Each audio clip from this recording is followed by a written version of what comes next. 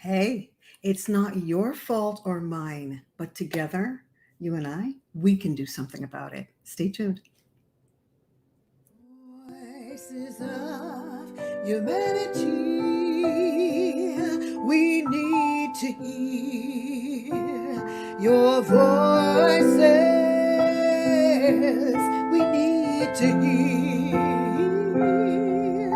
your voices.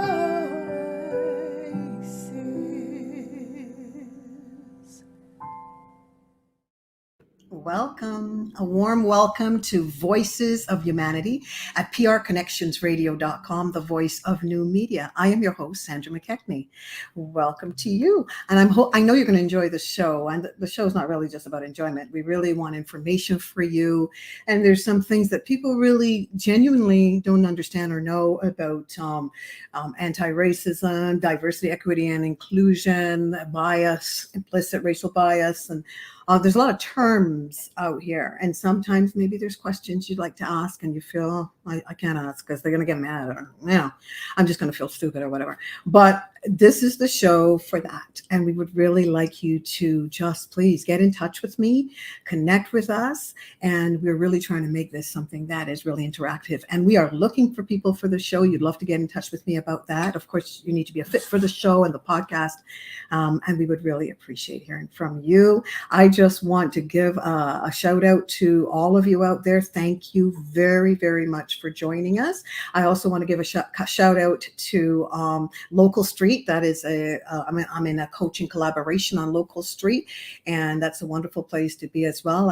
I'll put that all in the description when the video comes out for you to see all of that. Jelly Social, big up Jelly Social. They're doing amazing work on Facebook. And also, I would love you to subscribe, and share. It really is important, and people love the content. So I'm asking you to subscribe. Thank you so much for being here. I have a wonderful guest for you today, somebody very special, and you'll find out exactly why. I'm going to actually read, come on in, Carol. I'm going to invite her in, and then I'm going to read a little bit about her. Hi. Hello. Thanks so much for having me here. You are welcome. I'm feeling honored and blessed to be in this space. So thank you. Good. Love that. Okay, we're going to have a great time, and we're going to let you know why. And let me read the bio, and that I won't give it all away with Gavin on, but I will just read it. Let me pull that up. I got it here. Carol Brown has more than 30 years of experience as a trainer and facilitator. She is passionate about learning and development, and believes that application of knowledge is the key to changing the world.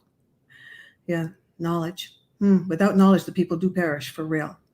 As a facilitator, Carol creates safer and braver spaces that encourage meaningful conversations that challenge thinking. She believes that empathy and vulnerability are the key to fostering anti-racism, diversity, inclusion, equity, and belonging in the workplace, and isn't shy to share her own lived experience as a Black woman as a tool to build trust and openness. Love it. For everyone. She is hopeful that her grandsons will never experience racism because, as her grandmother Violet used to say, better must come, better must come. As a coach, Carol asks empowering questions in service of expanding clients' life choice, challenges them to question how they approach every aspect of their lives, and inspire them to align the way they live with who they want to be. I like that so much. As an author, she has published 11 fiction books in electronic and paperback versions. Carol has a Bachelor of Education, adult education degree from Brock University, and is in pursuit of a Master of Arts Interdisciplinary Studies degree with a major in writing in new media from Athabasca, I never said it right, University, with expected completion in 2024. She is the proud mother to 4 adult children and 2 grandsons. Don't she look good, though? One of her favorite sayings is, "A rising tide lifts all boats," because she believes that improvement for one is improvement for all. Fabulous. Another big welcome to you, Carol. We got some yummy things to talk about, and we really want to just have a conversation and give you some content and understanding around this. So I'm going to just ask Errol to tell us a little bit more about what she's doing now. Now, we are going into some really wonderful things here, okay? That we want people to bring awareness to our audience and to me and to ourselves. Autism, chemical imbalance, ADHD. So we're going to get into it. Carol, tell everybody just, especially the job you're doing, what you're doing, and how did you get there? Oh, how I got there. That's a That's a big long hour. that's huge. Let me tell you first what I'm doing. I'm currently working as manager, equity, diversity, and inclusion for the Ontario Public Service. It's a new role. Just in February, I guess I started in this role. Previous to that, I was the lead for the same program. So a little bit of a step up. I'm still a team of one doing all the work. So I Mhm. have a team now, and it's really good that we can kind of spread our wings a little bit and do a little bit more. So the idea behind being the manager of the EDI unit is to help the ministry bring about change. So within the ministry, we've got lots of issues around microaggressions, inequity in recruitment and job hiring. Um, people that are very talented that just can't seem to break out of their role and into something new, and usually because of some form of harassment, discrimination, anti-racist, whatever, that just keeps them stuck in their roles. So the unit was created to kind of help the ministry to tackle some of these challenges and Mm, help everybody kind of move forward together, mm. and in creating this anti-racism workplace where everybody can come and everybody feels that they belong. So diversity, equity, and inclusion, is that for all, or are we talking about all groups or Indigenous brothers and sisters, Koreans? Everybody. If you Mm, breathe and you can consider yourself a human, it's for you. hmm. Yeah. How easy is that job?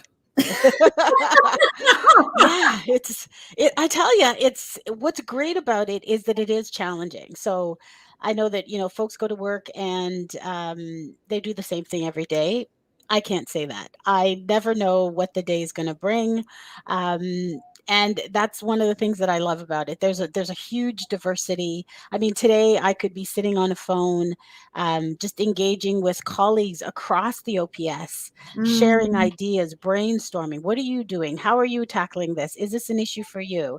The next day, I could be, heads down strategic planning with my unit about how we're going to tackle some of the things that we heard yesterday. So every mm, day is different, and that's what I really love about it. I mean, there's bad days too. Like, don't get me wrong. There yeah. are days when I'm dealing with, oh, my manager said this to me, or my director did this, and who can I talk to about this? And there are those days where there's a lot of negativity, and it's my job to kind of help folks navigate those rougher waters. Okay, so do you have a team, or I do you get to do frontline work still, or no? well, not well, kind of, yeah. I mean, I interact with staff because it's what I love to do. But we do have a team. There's three of us now, yay! And we're all Black women, which just kind of happened. Yeah. The passion for this work, I think, is kind of how it ended up being three Black women doing this. Not to say that no one else is passionate, but there's just, I don't know, there's just a certain way that as Black women we navigate the world a little bit differently than everybody else. Our challenges are a little bit more than everybody else. They say that the Black woman is the most oppressed person on the earth, right? Mm, So who but she better to help to elevate everyone, right? mm. That rise, go back to that rising tide quote. If she can get up out of the bottom of the oppression pool, then everybody does a little bit better. Well, because some people say, we're not all that easy to work with. These must be some professional and educated Black women. Uh, and they are, Oh, and they nice. truly are. They are wonderful in that they all bring just a little different lens to this work, which is great because if we all saw things the same, we wouldn't get very far. So the fact that we're Black women is the commonality, but we've all got different lived experiences. We've got different educational experiences, and that's what brings the color and the flavor to this role. It's what Mm. it's what it's what we can all look at the end of a day and say, Yeah, we did good today. And if we Woo, can't say that, then we better stay in bed the next day. and you do have the given fundamentals to do the work. We do. The skin we're Wow. in is about The all skin we we're need at in. the Did moment. you Yeah. see that? Guys, you got to see that. The skin we're in is The great. By skin what we're is his in. name again? I forget his name that did that docu, but it's really good. It really, really, it speaks to your heart. Yeah. I forget his name. I'm trying to think of it now. Now, do you do the trainings that you do? Okay, so this is how we met each other. A friend of mine, who I won't mention her name, she probably wouldn't care, but I'm not going to mention her name. But she said, "Oh, you got to have this woman on your show. You just got to have her on your show. She's great, Sandra." And she was just determined to connect us. And then it took a while for us to get connected, and this and that, and then here we are. So she and then we met, and we just love the same thing, because you guys know I do trainings called Double Consciousness, a concept put forward by W.E.B. Du Bois. And it looks a lot, we go through the time warp a lot, the 21st century, 20, 19, 18, 17. We grab some stuff from the time warp and we come back into the 21st century. So we're always looking at how we show up, and how we show up, why we show up, how we show up, and all of that, so those are great trainings. But Carol really loves and does very much the same thing, right? Yeah. I've built a what I call RD, anti-racism, diversity, inclusion, and equity talks is what I call them, RD talks. Woo! And I call them foundational because I think that they're subjects that um, everybody should know. I think they're things that everybody should be exposed to. So things like, disarming microaggressions. Everybody knows microaggressions are real, in fact, and it's not just Black people that experience them. It's not just racialized people that experience them. Everybody experiences microaggression, because if you are Asian, you're going to hear, stupid things that people will say that are microaggressions. If you're pregnant or if you're female, you may hear that, oh, when you're going to have a baby. That is a microaggression. Okay. So Right. we kind of lay the foundation with courses like that. Things like, understanding your own unconscious bias. We do a training around that. Understanding your own power and privilege as well. We do training around that. So I think there's, I don't even know, maybe 15 courses in this cadre. Just Oh my a goodness. variety of things that Are you not that able folks to could learn. offer us some of that on the show? Like, are you not able I don't know. to, not I mean, today, but I I mean, like, is it Yeah, something well, that you can?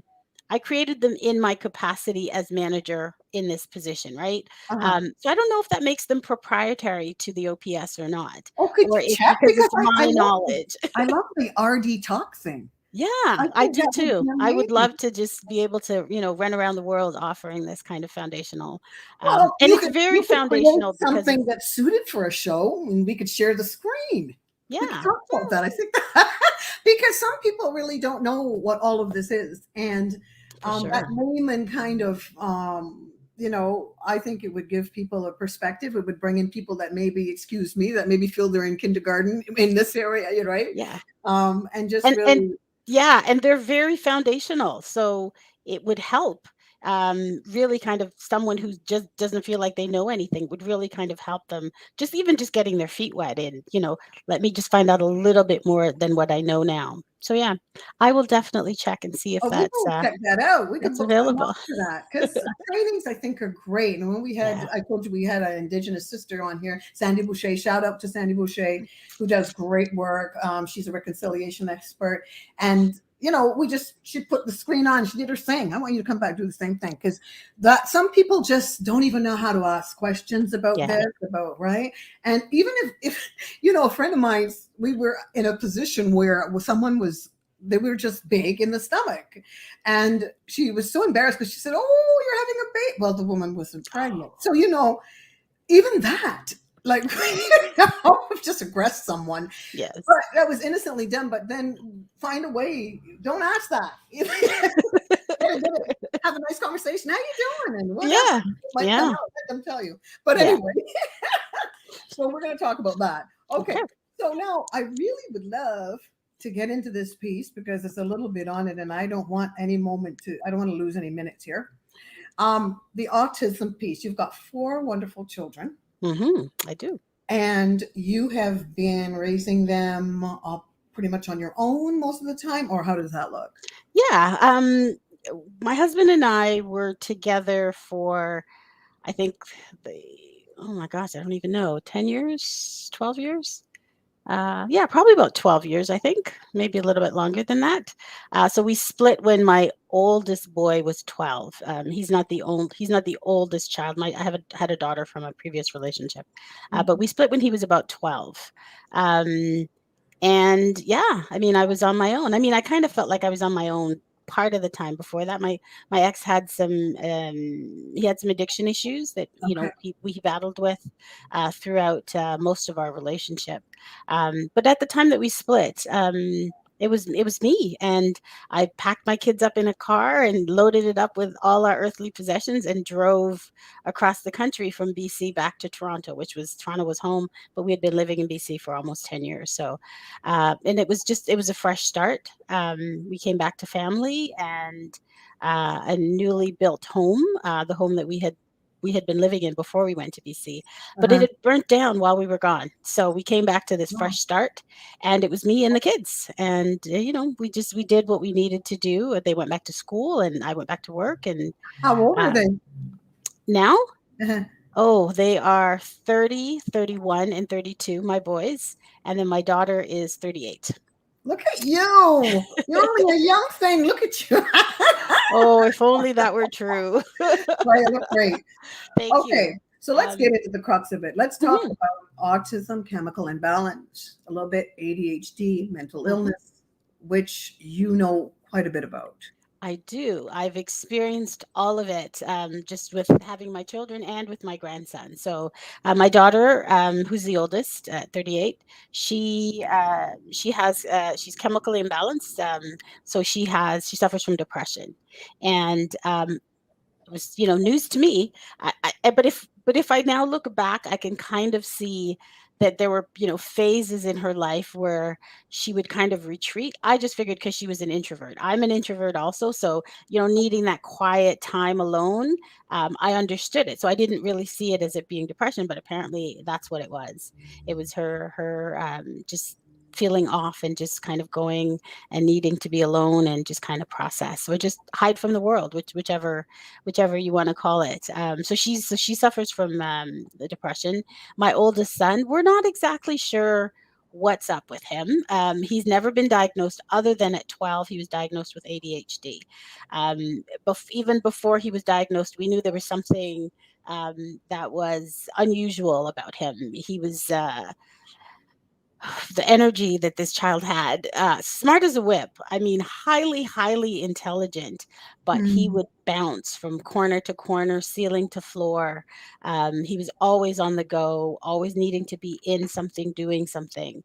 But brilliant. You could see the brilliance. He's a writer, he's an artist.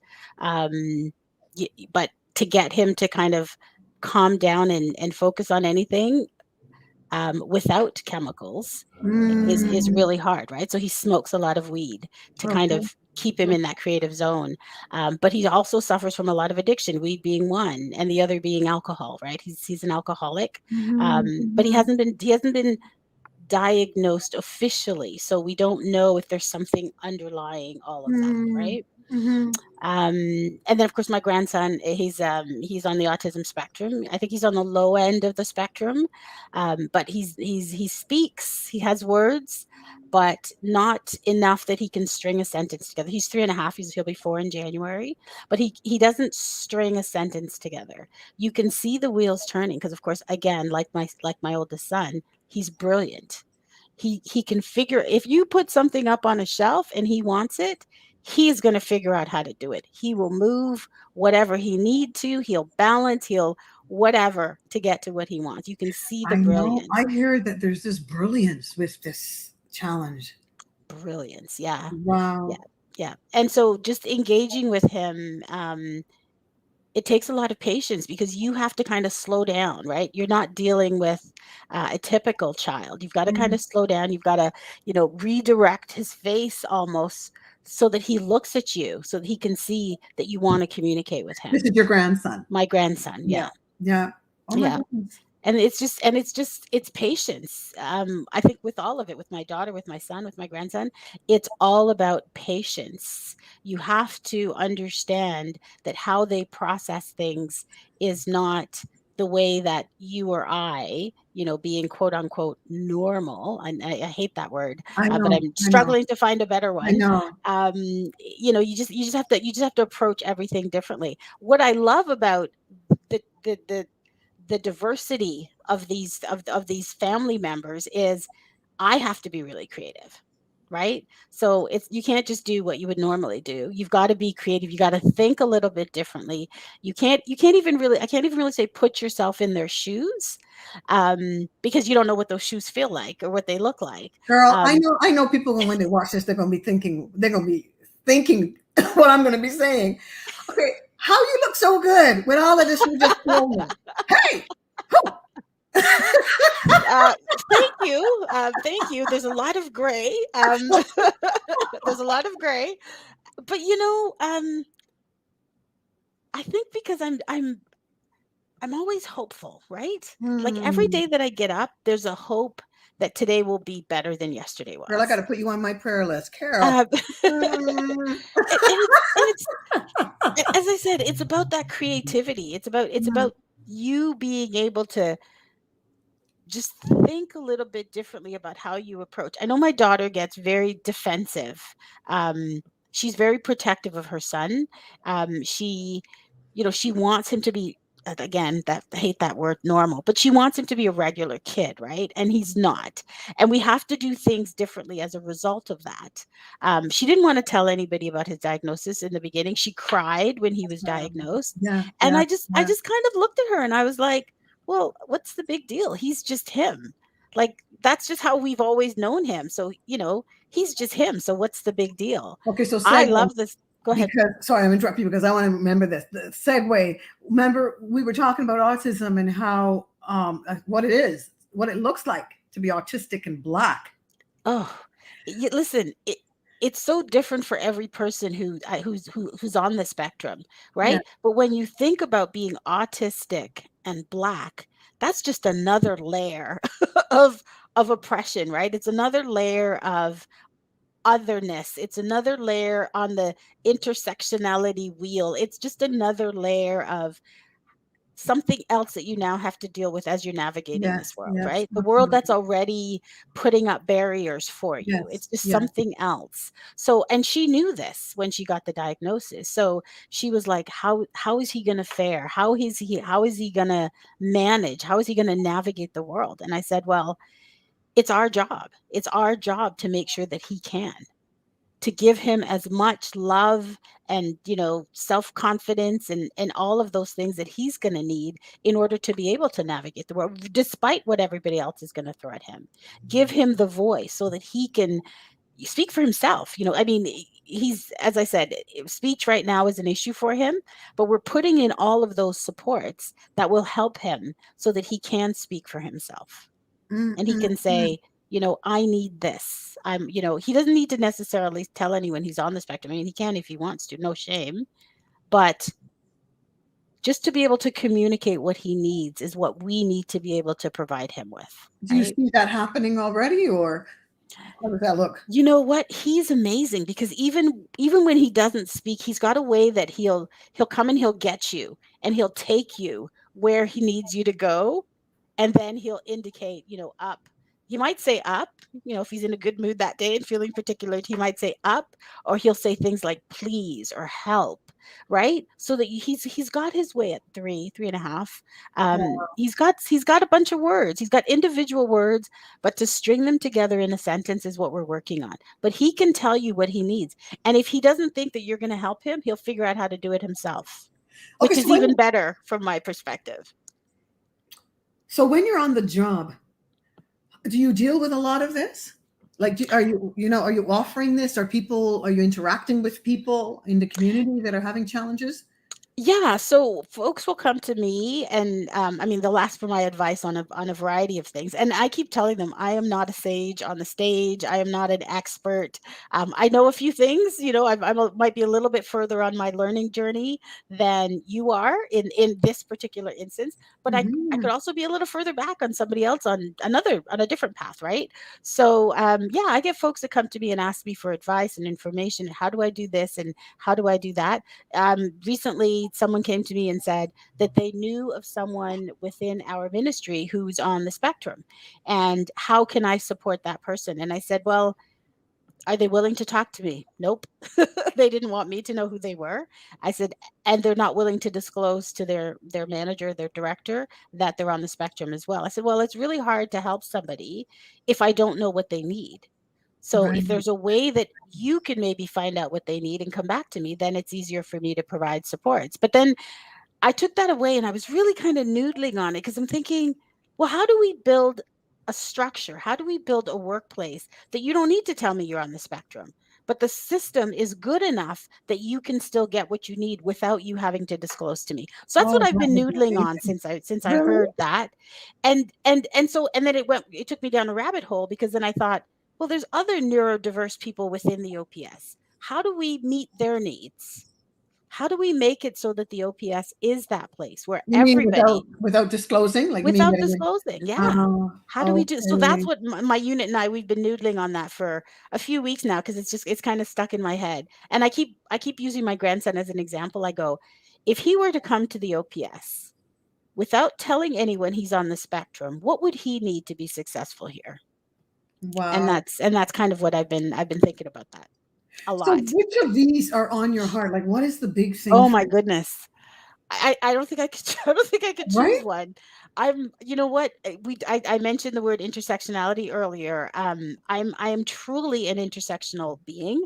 And I don't know that I can pull one thing out that's more. I mean, I'm a black woman, so maybe that's the one thing because that's Uh-huh. the first thing that you see before Right. I open my mouth to speak, right? You don't know if I'm Mm. intelligent, you don't know if I went to college or university, you don't know what my sexual orientation is, you don't know anything about me except for what you see. I mean, you'll notice that I'm a bigger woman. I'm not like a little stick figure. You too, I'm a girl. full body woman. So you'll notice that. Yeah. But you know, so you'll notice that I'm black. So maybe that's the thing that um is my driver. Maybe that's my inspiration for getting out of bed and doing this work. Uh-huh. It's so important to me that people are seen for more than just their skin color. We all bring so much to the table, and this world is so much better for it if we use it in Mm. the right way, right? Okay, so how do children, like when you're going to get services, access to services and care, do you know much about that? Like how does it work in your family? Like when you're talking about autism, to be autism and black, like we're talking about like that's another marginalization, and Another we're thing. already seen as, and how even does the judicial system look at our men and people that have mental illness even? Oh boy, that's yeah. Wow. How Right? much time we got? Because how much time we got? Because these are really deep questions. Okay, so as far as supports go, with autism, I think it's probably one of the better supported mental health issues because as soon as you're diagnosed, as soon as a doctor or the daycare, for in our case, it was the daycare who first said, we think there's something going on. We think it's autism. Let's get it checked out. So it was the Oh, daycare who first identified it. Then the doctor did it, and immediately there was a variety of services put into place. There's an organization. Well, there's a number of organizations that support people with autism and their parents. So my daughter was really fortunate in that the daycare identified it first, and then services were put into place almost immediately. There was counseling. There was they did a series of okay. video Okay. conferencing where it wasn't just her, it was other parents who had children on the spectrum as well. They would all get together and they would kind of share information. Here's how you, if you're having problems toileting, here are some, some structures and systems and tips and tools that you can use. If you're having trouble getting them to eat, here's some. So it was this, and then you heard from other parents what their challenges were, so that you didn't feel like you were in it by yourself. Oh, this Right, is you needed that important. that's kind of community support, so that was really important. um And what I about don't. our people don't come out sort of with this, Thank you. That's so to exactly speak? where I was going to Oh, go go next. ahead, hon. That's exactly where I was going to go next. I was just going to say that my daughter was the only black parent, and Zayden was the only. Then my grandson was the only black child on that call. There were lots of white folks. There was lots of. There was a couple of brown people, but yeah, the majority were white folks, and I personally know two other young black well, not even young black mothers. They're in their late 30s, which we're kind of doing this whole thing around, is it the age of the mother that's causing autism, or that's incidences of autism? So I know two other black moms whose kids were born around the same time as my grandson, and they're also on the spectrum, but they don't want anybody to know. So they haven't shared, their diagnosis. They haven't shared it with maybe with their immediate families, but they haven't shared it with any like friends or extended families. They're getting the supports that they need, but nobody knows. So when you see the child in a social setting, you're kind of going, okay, there's something off about that child. Mhm. But nobody's brave enough to ask the parent because the parents aren't volunteering the information. So there is that still stigma very much around it. Mothers feel it more than dads do. They really feel it's their fault because they're the one that do the gestation and all that stuff, right? And the delivery. So they really feel that it's their fault. And they Mhm. have that extra burden of guilt because they know that having, in this case, black male children, that there's going to be even more challenges for them. How much of that do you know to be true with black male children, Amen. Amen. Yes, especially on your plate? it is definitely the thing. I mean, we know that black men are marginalized anyway, right? They're seen as threats, they're seen as dangerous, they're seen as fill in the blanks, right? So now you've got a black man who's on the spectrum who's going to behave differently than anything you could ever imagine, right? Has So your you older boy had challenges there? Yes. Yes, he did. I mean, he's not on the spectrum, but I mean, he's perceived a certain way, right?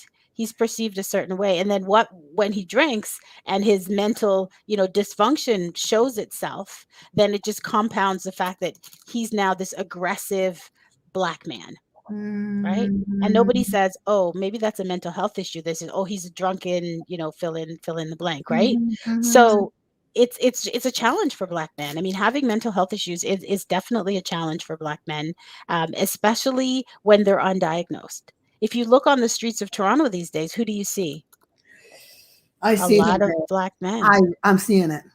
Yeah. A lot of black men, and it's mental health. It's mental health. So even in that, you know, there could be an opportunity for them to get care, like tangible I diagnosis. I sigh because I know the supports Mhm. for adults aren't out there. I mean, Okay, there are okay. more for kids, Is that right? because they're children, right? They're children. They're in spaces where they're seen. They're in schools. They're in daycare. They're in after school programs. They're seen, so they do get the supports, if the parents are willing to navigate those systems. For Black men with mental health, for almost anybody with mental health, it's difficult. If you Wow. don't have an advocate, if you don't have supports, it's challenging to get what you need. And worse, if you're Mhm, homeless, mhm, mhm. you And how know, was you your son's relationship like with the judicial system? How did that? Oh, he's had his, I mean, starting at around age 12, when he was first diagnosed with ADHD, Mhm. he's had many, many run-ins with the judicial system. Many, many. Yeah. I can imagine, I can remember the number of days, and I'll say days and hours and weeks that I've spent sitting in a courtroom listening to, the judge go on about what foolishness he got into next. And I was fortunate that I was fortunate that none of his transgressions were like, he didn't kill nobody. He wasn't carrying like a weapon or anything like that. It was just foolishness. It was just really foolishness that he Mhm, got in trouble for. mhm. And the judge, because of who I was, I think, as a person, the judge was always very lenient with him. I mean, he did go to jail a few times because I was just like, okay, maybe you need to go to learn a lesson. Maybe you just need to go to learn a lesson. And the judge would say, okay, let's do that. But I was very fortunate that the judges really listened to me, and they allowed me to tell my story of life with this child, and his challenges. They often prescribed therapy for him, counseling and such for him, drug and alcohol counseling for sure, anger management for sure was a lot of what he was exposed to. So because I knew the system and I was an advocate, my son probably got more than most would get from the Oh, judicial system, this and is a better incredible. treatment than the from the judicial system. Yeah. Your whole head should be gray, though. No, seriously. I know you all agree. This is amazing to me. Yeah, And in and it's out of the. it's been an interesting life. I mean, I'm grateful for every moment of it, good, bad, and indifferent, Mhm, because mhm. it's made me who I am today. It's made me able to have these kinds of conversations. It's Yes, made me able to do the work that yes, I do, because without all of it, it wouldn't be as rich, like, right? My life would not be as rich. I wouldn't be able to tell the stories. I wouldn't be able to tell you the lessons that I've learned, how I was able to tackle, I wouldn't have been able to support my kids in the right way either. So I'm grateful for all of it. I'm truly grateful well, for we're all of it. talking ADHD, we got depression, mental illness, autism, like. Homelessness, my son has been Oh, homeless like oh, many times.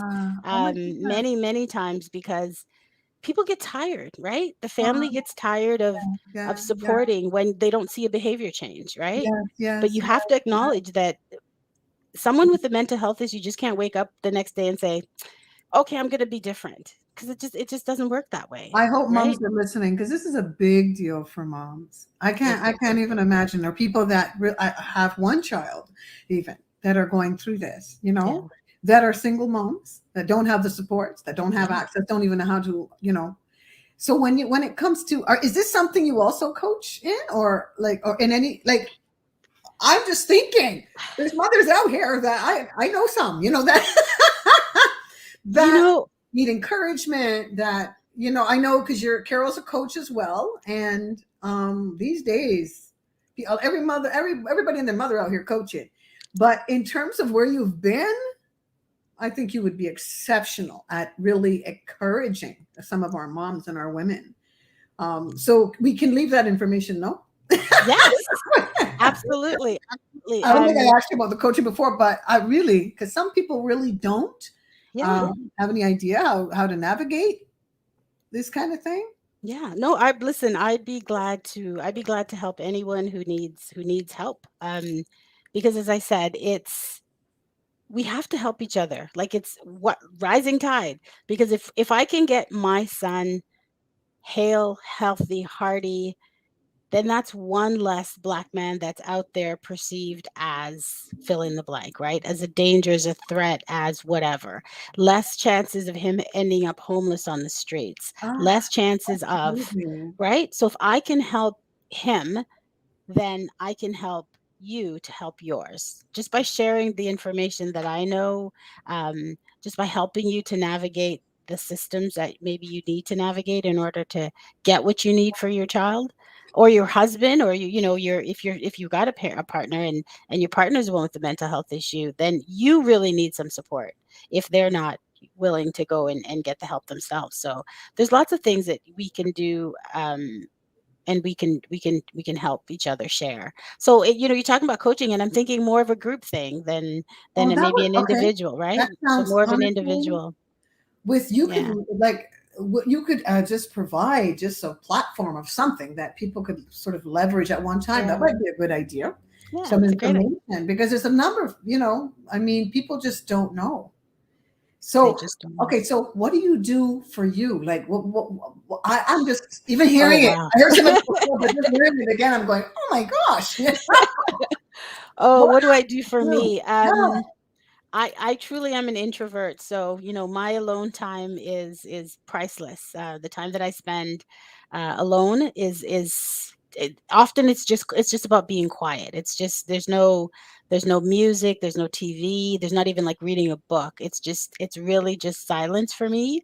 Um, and that's just kind of one way that I, reflect and recharge.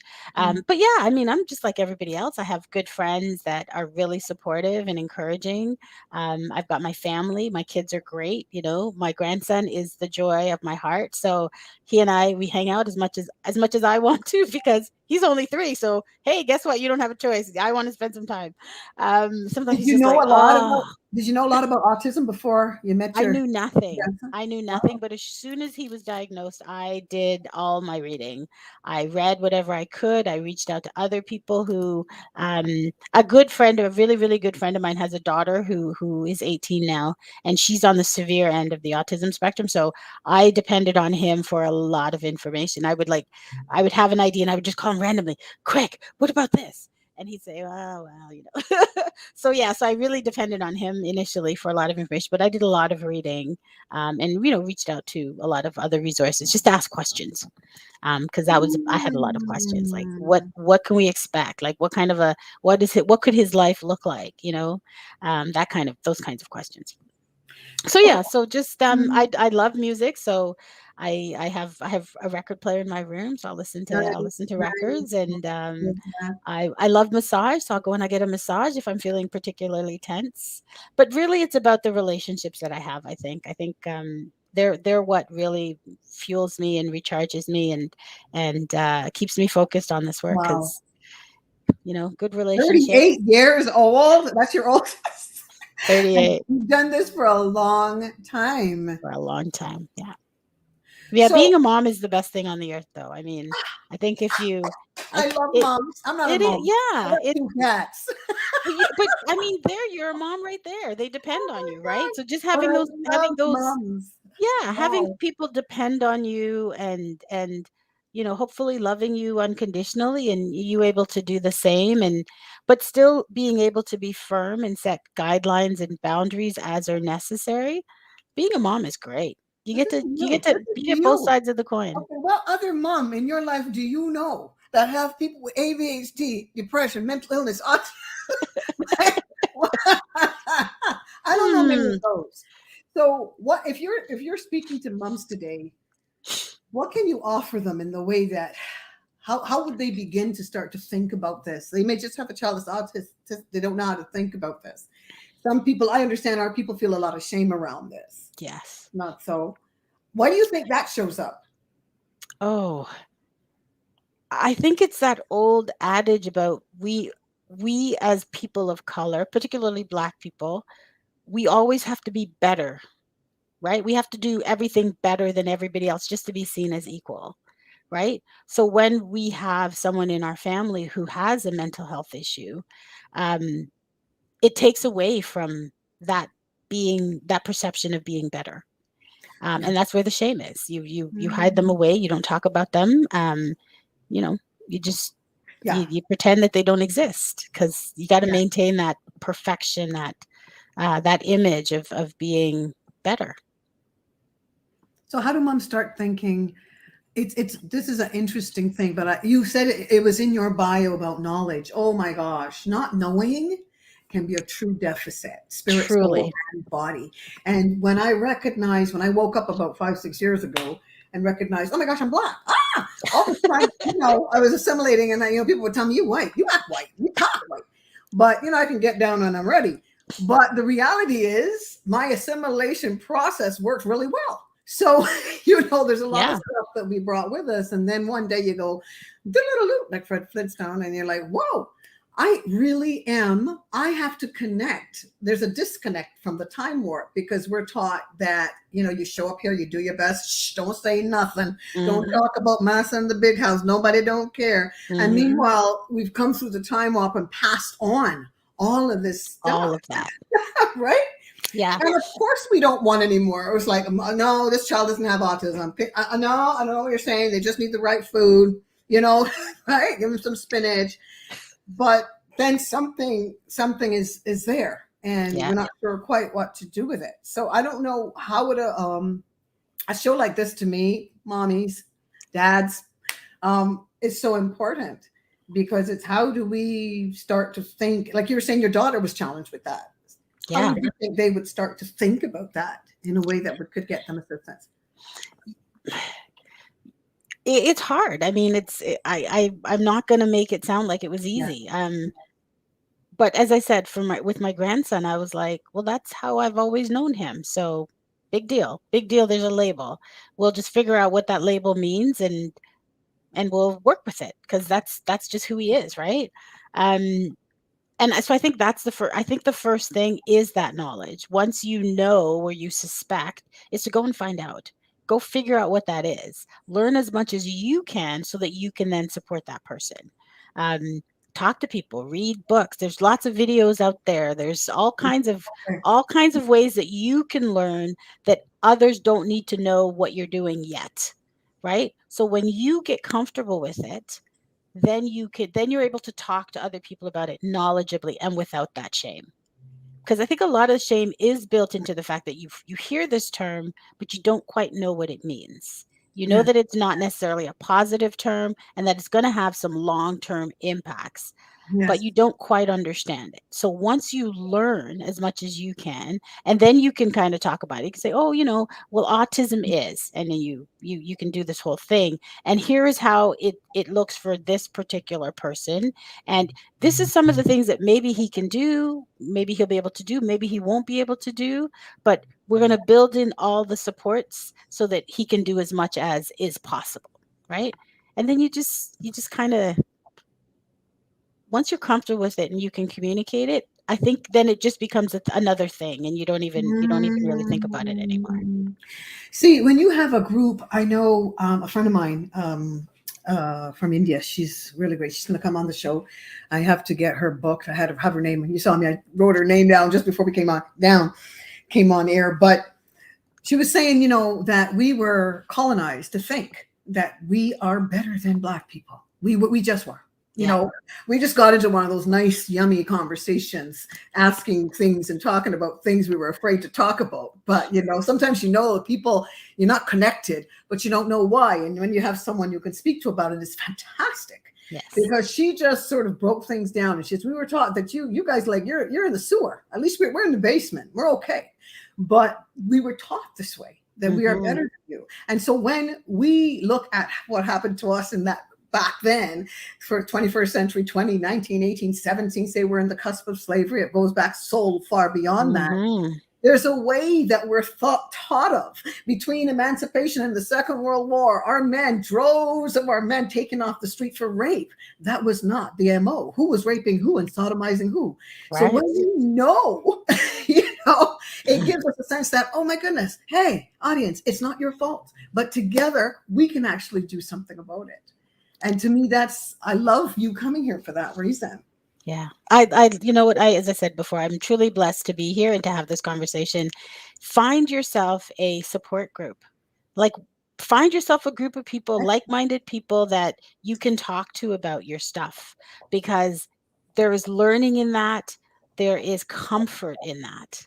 And sometimes that's what you need when you've got these mental health diagnoses, right? Is you need a place where you feel safe.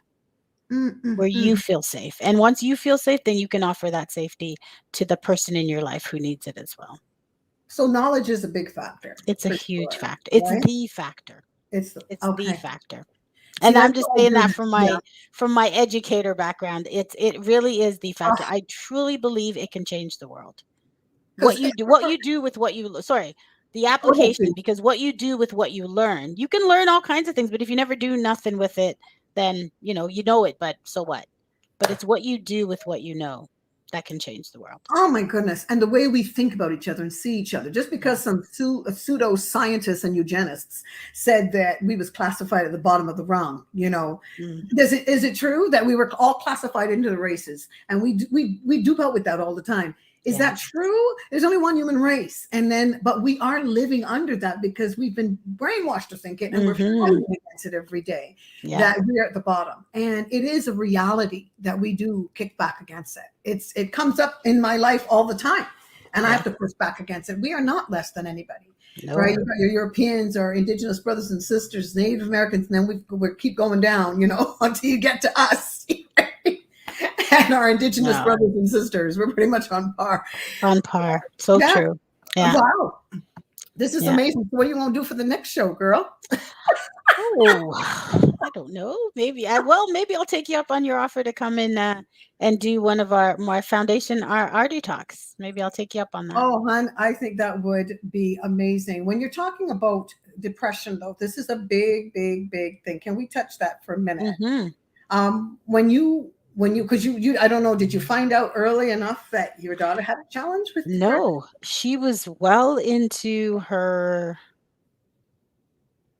20s, late 20s maybe, I think, when she actually had it figured out. Because there was a point in time where we had to like kick in an apartment door because nobody had seen her or heard from her in like weeks. And we literally had to kick in her apartment door. And what was on the other side of the apartment door was shocking. Takeout food containers had been there for weeks. There were two cats living in there who were not healthy. Mm, Garbage everywhere, mm, cockroaches everywhere, mm, just not a good state, and we had mm, to get her out of there, and that's how we mm. found out what was going on with her. And I Well, mean, we had been calling her and, she'd be like, "Oh, I'm just tired. Oh, I'm just tired. Oh, I'm just tired." That was kind of the responses that we'd been getting for weeks. But when she disappeared from work for weeks, was when we actually had to do an intervention, and that's how we got her diagnosed. But yeah, wow, it's not something that you expect wow, ever, you know. wow. You see this healthy, happy kid, and something happens. You don't know what. They say it's a chemical imbalance. A depression is a chemical imbalance, so it's not something you can snap your fingers and fix. It takes medication. You can't yoga your way to out of depression. It is a chemical imbalance, and you do need meds to help you recalibrate. So you just got to kind of watch for the signs that maybe things are tipping. And living with her, because I do live with her and my grandson, it's easy to see when things are tipping. So it's just a gentle nudge. How's maybe you need to see the doctor and get your meds rebalanced. um I've got and parents. she's I got sister girls. Before I forget this question, I'm interrupting you, but I've got sister girls that go. I don't know if they go through 20% of what you have had to deal with. Clearly, God gonna give you more than you can carry. Because my thing is this: how did you like? If people are dealing with shame on the level of what they have to deal with, mm, and you've got a list of things, and we're living in a world that you know what I'm saying. If it doesn't look like the picture or the billboard, then you need to be. How did you deal with shame as a woman and a Black woman? it's just never been a part of my experience. i'm Fantastic. I'm really humble about stuff. You I just it. I'm I like, whoa. like I just I just I feel like we're all here for a reason, and Yes. that's just to be good to each other. That's just to Yeah. allow each other grace and space to kind of live this experience that we're all living together. And so Wow. shame has never really been a part of it for me. I like to call things out when I see it, which is probably why I do this work. I like to call things out when I see it. It's like, Yes. well, and as I say this, I'm smiling because even as a kid, I was like this. I remember there was a bully and you picking on a friend, and I was just this little spit of a person. I was a little tiny person, and I stood up to this bully, and I was like, "What you're doing is wrong, and you shouldn't be doing that. It's not nice." I think he shoved me down or something after I said that, but I don't know. I think we all have a voice, and when you see wrong, I think it's your responsibility to call it out. I mean, now that I do this training, I go always make sure that you're safe, blah blah blah. But as a kid, I never even thought about my own safety. I just thought you've hurt that person's feeling. Like how awful, because I know what it's like to have my feelings hurt, right? Girl, you And must have come out of the womb to do this. Come on. you know, I You must be just given this is what you are supposed to do. I now believe in that that too, honestly. yeah, now that you're talking about it, it does go back a long way. Like it Yeah. does go back a long way. So yeah, maybe. I But I know just I'm think we all called need to to be do what nicer I to each do, other. for whatever long it takes. Yeah. But I think there's that knowing, and that's probably why you are able to even share with people in humility, because everybody's different, and because Yeah. you're handling this team. Wow, I don't know that other mothers can just Yeah. think, oh wow, look at what she's handling. Why No, you so got to good? ask for help when you need it. You really got to ask for help when you need it. You Wow. do, because you can't do everything. You can't be everything to everybody. And that's what community is about. Like, you should have a bunch of people around you that will support you. Like, even if it's just one or two people, like, you need that. You Okay. need people that you can trust and just, I yeah. so appreciated this time with you. We're going to have a little break right now, but we're going to come back to say goodbye. I love this. And we're not saying goodbye because we're coming again with something else, right? Awesome. Right, Carol? Right. We're gonna book again because I think this is really important. And we touched on all of it in topic, but I think it's nice to go a little bit further. And we've got something special that we think we're going to be doing next time. So Awesome. this is great. Okay, we'll be right back. A little station ID for you.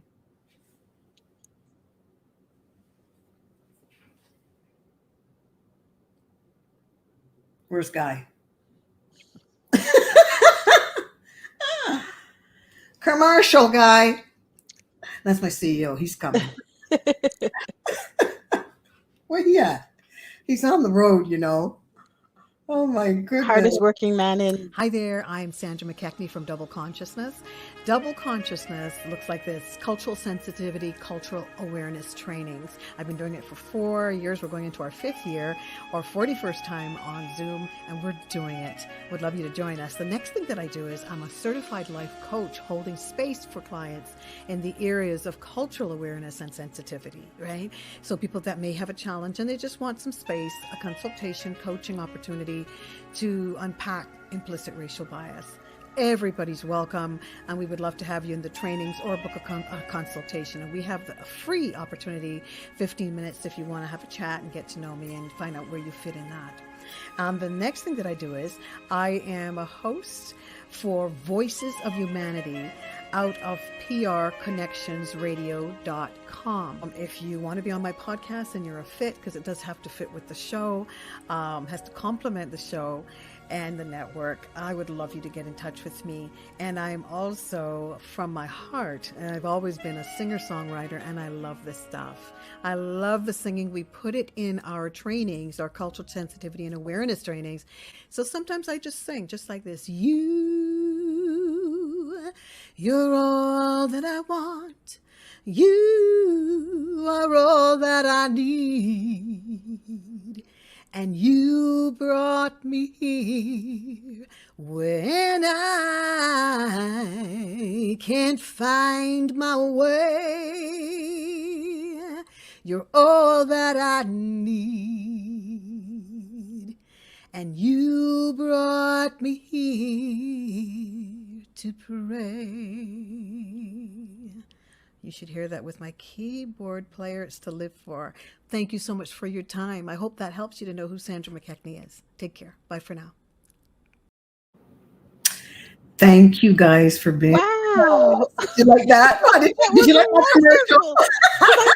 I didn't know you were a singer. So wow. I You am. continue to amaze. That was Every time I see beautiful. that, every time I see that little thing, I always go, Sandra, you know, you got them songs, girl. You got to get that together. There's so many things happening, and I love doing this too.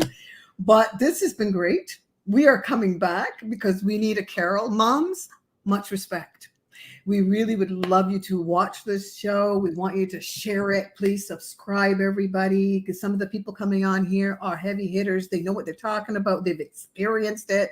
This is that song, I'm Every Woman. Am I allowed to sing it? Because I don't want to get my favorite. It's my theme song. It should be. You helped write it. It's my theme song. I'm Every Woman. Thank you, Father, for your mercy and grace is all I can say. Carol, thank you, honey. You were wonderful. And we're going to meet again. We're going to get in touch. And I got to do that right away. If you don't hear from me, please be in touch with me. And the lady that actually got us together, I know she's going to be like chomping at the bit to hear how this went. She was running me down going, did you do it? Did you book? Did you book? Is she coming on the show? And she did. And you were great. Thank you so much. Thank you for giving me the space. I so appreciate it.